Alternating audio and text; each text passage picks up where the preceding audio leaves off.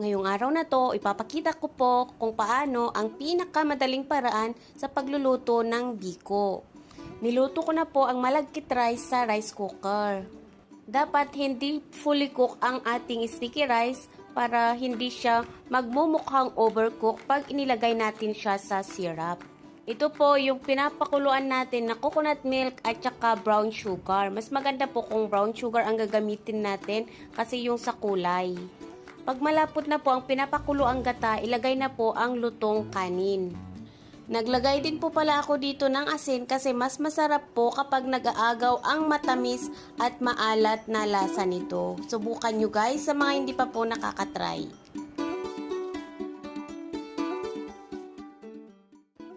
Haluin lang po ng maigi at pahinaan yung apoy hanggang sa mas mag-dry pa po ito.